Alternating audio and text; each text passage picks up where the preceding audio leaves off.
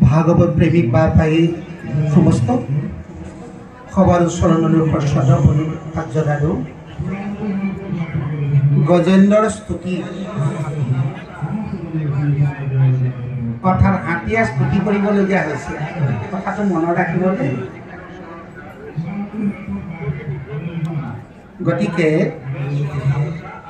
হাতীয়েনো কি কাৰণে স্তুতি কৰিবলগীয়া হয়? সেই হাতীটোৰ নাম হ'ল গজেন্দ্ৰ। এতিয়া সেই গজেন্দ্ৰ অৰ্থতে আচল হৃদয়ত এই দশ ইন্দ্ৰিয়ৰ ভিতৰত মনকেই একাদশত আছে, মনক গজেন্দ্ৰ বুলি মন গজেন্দ্ৰ। এতিয়া আগতে বুজি পোৱা নাছিলে, মদমত্তত অহংকাৰ বশৱৰ্ত হৈ ভাৰ্যা পুত্ৰ সমন্বিতে ধন জন ঐশ্বৰ্য বিভূতিতে আমি সকলোৱে ময়মত্ত হৈ আছো। যেতিয়া আমাক সকলোৱে এদিন কালক গ্ৰাহে যেতিয়া ধৰিব, তেতিয়াহে আমাৰ চেতনাটো আহে মানি বাৰু। এতিয়া চেতনাটো আহিছে বাৰু, কিন্তু বেছিকৈ আহিব সেইখিনি সময়ত। কিন্তু সেইখিনি সময়ত আহিবৰ কাৰণেই আমি এতিয়া সকলোৱে চেষ্টা কৰিছোঁ। এবছৰৰ মূৰত শ্ৰীমন্ত শংকৰদেৱ সংঘ মূলৰ অধিৱেশন হয়, আৰু সেই অধিৱেশনলৈ বিশ্ব অৰ্থাৎ এই ভাৰতবৰ্ষৰ বিভিন্ন প্ৰান্তৰ পৰা পাই যুৱক যুৱতী উপস্থিত হয়। কিহৰ কাৰণে হয়? ভকতক দৰ্শনে সমস্ত পাপ বিনাশ। কাৰণ এই কলিযুগত ভকতেই শ্ৰেষ্ঠ, ভকতেই ভগৱান, ভকতেই ঈশ্বৰ। দেৱতো তীৰ্থটো ভকতেই বৰ। ভকতক ভজিলে গুছে কৰ্মজয়।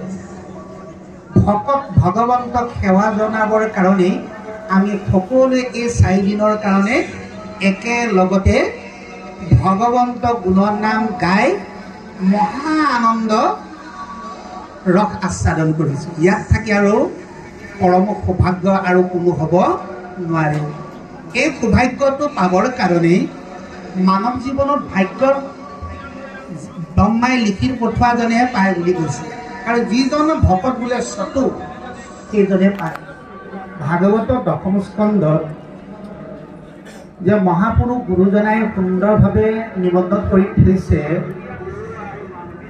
অপৰা পান ফলয়িত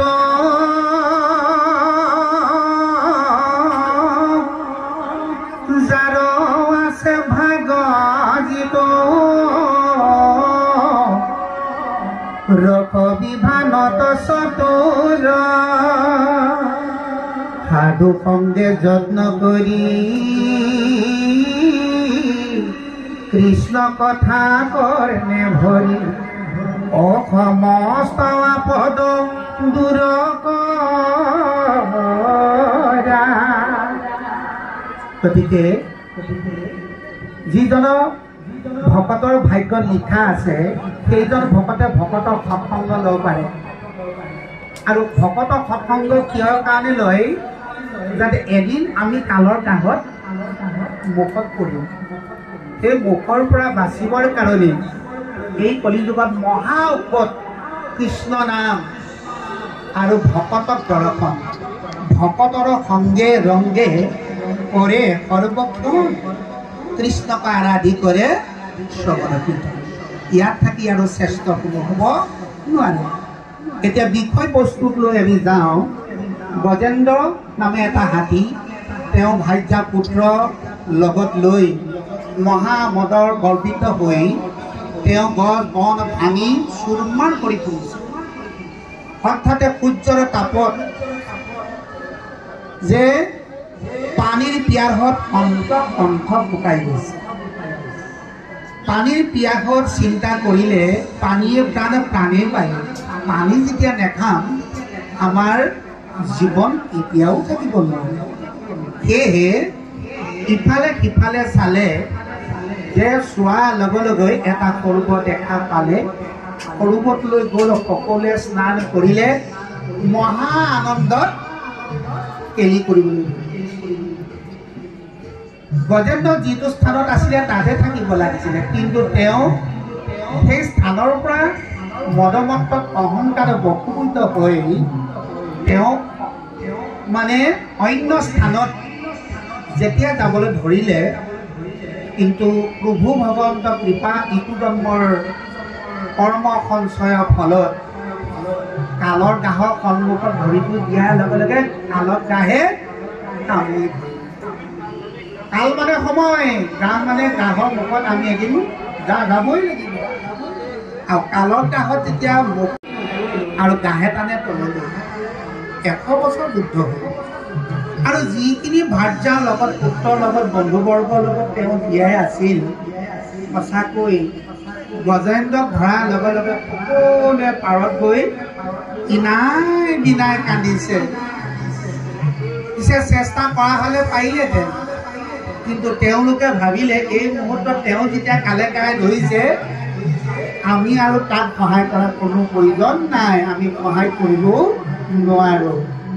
গতিকে আমি যদি জুইত সোমাই দিওঁ আমাকহে পুৰিব, আপুনি কিনাৰ হৈ আছে আপোনাক কেতিয়াও নুপুৰে। আমি যদি ভাল কাম কৰোঁ, ভাল কামৰ ফলত আমি পুণ্য লাভ কৰিমেই, ঈশ্বৰৰ চৰণত গতি পামেই, সেইটো মূল সিদ্ধান্ত।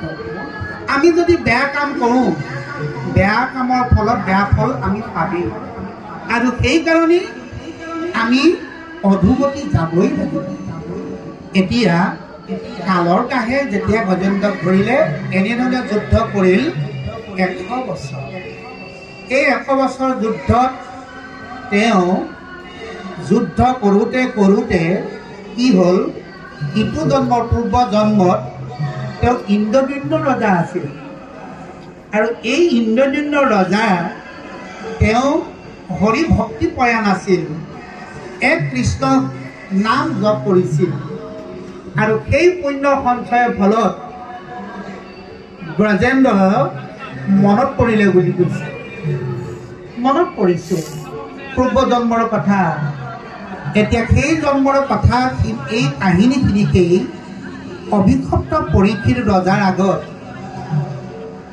ব্যাসৰ নন্দন খুব মুনিয়ে এই গংগা নদীৰ পাৰত এই কথাখিনি কৈ আছে, যে এইবুলিয়ে কৈছে, তৃতীয়ত গজৰাজে স্তুতি কৰি লন্ত, তুষ্ট হৈয়া হৰিদেৱ তৈকে আকিলন্ত।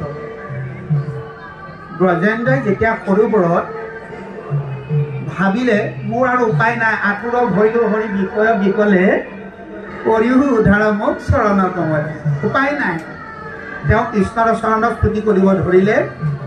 আৰু স্তুতি কৰাৰ লগে লগে প্ৰভু ভগৱন্তই কি কৰিলে, যে শংখ বাহনত তেওঁ আহি শংখ চক্ৰ গদা পদ্ম চতুৰ্ভুজ ৰূপত আহি কি কৰিছে, সেই গজেন্দ্ৰক ৰক্ষাৰ কাৰণে ওচৰ পালেহি। আৰু গাহ সন্ত্ৰে গজেন্দ্ৰক উদ্ধাৰ কৰি, গাহৰ সৈতে গজেন্দ্ৰক বোলে মানে পাৰলৈ টানি আনিলে। দেৱল খাপত জলগ্ৰাহক তাৰিল, দেৱল ৰিকি খাপত গাহো মহা খাপত হৈ আছিল। এই জলগ্ৰাহৰ পৰা গ্ৰাহক উদ্ধাৰ কৰিলে কোনে, যে কৃষ্ণই। নিগদতি ব্যাস সুত শুনা পৰীক্ষিত, এই কথাখিনিকেই যে পৰীক্ষিতক সুকমণিয়ে কৈছে যে হে মহান ৰাজা, তুমি কথাখিনি শুনা, বুজিও ইথব অৰ্থ কৰিয়া নিশ্চিত। আমি কোৱা কথাখিনি নিশ্চিতভাৱে তুমি বুজিব লাগিব, কৰ্ম কৰিব লাগিব, আৰু ধৰিব লাগিব যে হৃদি মাজে সাৱধান কৰিলন্তমতি, জপিলা পৰম মন্ত্ৰ কৰিয়া ভগতি। কৃষ্ণৰ কথা মতে গজেন্দ্ৰ কি কৈছে, হৃদয়ত কি কৰিলে, মনটো সাৱধান কৰি ল'লে, স্থিৰ কৰি ল'লে।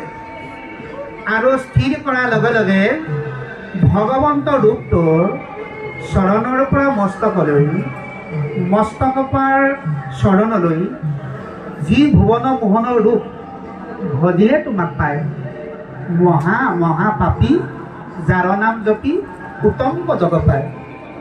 এই ৰূপটো ৩২টা অলংকাৰে অংকিত। এই ৰূপটোক তেওঁক বোলে কি কৈছে, জপ কৰিবলৈ ক'লে মন্ত্ৰ দ্বাৰাই ভকতি কৰিবলৈ ক'লে ভগৱন্তৰ চৰণত। তাৰপিছত যেতিয়া জপ কৰিলে পূৰ্ব জন্মৰ কথাখিনি গজেন্দ্ৰ মনত পৰিলে যে পূৰ্ব জন্মে ইন্দ্ৰদুম্ন শিকিনন্ত যত সেই অৰ্থ হব আঁকি পৰিলাম। পূৰ্বতে যিখিনি কৃষ্ণৰ চৰণত প্ৰভু ভগৱন্ত গুণনাম মন্ত্ৰ জপ কৰিছিল, এইখিনিৰ পুণ্যৰ ফলত এতিয়া মনত পেলাই দিলে। এতিয়া সেইকাৰণে আমাকো উপায় গুৰুজনাই দিলে যে খাওঁতে শুওঁতে উঠোঁতে বহোঁতে শয়নে সপোনে ভোজনে গমনে কৃষ্ণ নাম গাব লাগিব। আৰু ভাই মুখে বোলাৰাম হৃদয় ধৰা ৰূপ এতেকে মুকুতি পাইবা কহিলো স্বৰূপ। এই ৰিহাৰ্চলটো আমি কৰিব লাগিব। এই গজেন্দ্ৰ গ্ৰাহক যিখন যুদ্ধ, আমাৰো এদিন যুদ্ধখন হ'ব। যুদ্ধখন কোনদিনা হ'ব লিষ্টটো আমাৰ হাতত নাই। এই লিষ্টটো ভগৱন্তৰ হাতত আছে। কাৰণ জন্ম হোৱা দিনাখনিয়েই এখন চাৰ্টিফিকেট দি পঠিয়াইছে, সেইখন মৰণৰ চাৰ্টিফিকেট। সেই চাৰ্টিফিকেটখনৰ হিচাপৰ তাৰিখটো প্ৰভু ভগৱন্তৰ হাততহে আছে। কাৰণ 9টা তলা 9টা কাঠি কৃষ্ণক বিচাৰিলে পাবাহে চাবি। এতিয়া কৃষ্ণক আমি চাবি কাঠিটো পাবলৈ হ'লে কৃষ্ণৰ শৰণ গ্ৰহণ কৰিব লাগিব, ভজন গ্ৰহণ কৰি কৃষ্ণক ভজিব লাগিব। ভুৱন মোহন ৰাম ভজিলে তোমাক পায় মহা মহা পাপী যাৰ নাম জপি উত্তম পদ পায়। তেতিয়া উত্তম পদ লাভ কৰিব পাৰিব। ৰামকৃষ্ণ নাৰায়ণ নিৰঞ্জন নিৰাময় নিৰাকাৰ নিৰ্বিকাৰ হৰি শ্ৰীদা আনন্দ সদা আনন্দ পুৰুষ পৰমানন্দ ভজতোৱা চৰণত ধৰি হৰি ৰাম বিভু প্ৰভু অনন্ত দেৱদেৱ। বাপাইসকল, আপোনালোকে সকলোৱে ৰিহাৰ্চল কৰিছে। ৰিহাৰ্চলটো কৰিবলৈ আমি সকলোৱে লাগিব। 1 নম্বৰ ৰিহাৰ্চলখন ঘৰতে হয়। বোৱাৰীসকলৰ কাৰণে 1 নম্বৰ ৰিহাৰ্চল প্ৰতিনিধে শহু শাহুক সেৱা ভক্তি কৰে। যদি গুৰু সেৱা দেহ সেৱা নাম সেৱা ভকত সেৱা কৰে তেওঁলোকে আৰু বেলেগলৈ তীৰ্থ স্নান কৰা কোনো প্ৰয়োজন নাই। এইখিনি যদি কৰা যায় তেওঁৰ পুণ্য সঞ্চয় হ'ব।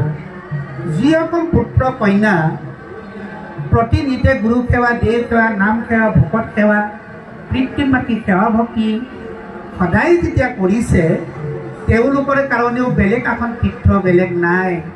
গতিকে গৃহতে তীৰ্থ তেওঁলোকে লাভ কৰিব পিতৃ মাতৃ সেৱা ভক্তিৰ ভাৱত। আৰু ভাৰ্যাসকলে স্বামী গুৰুক সেৱা কৰিব লাগিব। স্বামী জপ স্বামী তপ স্বামী কৰো ধ্যান স্বামী কুশলৰে দিনে নিশ্চিন্ত হোৱা। স্বামীক নুসুধি মই নকৰোঁ ভ্ৰমণ স্বামীক নিদিয়া অন্ন নকৰোঁ গ্ৰহণ।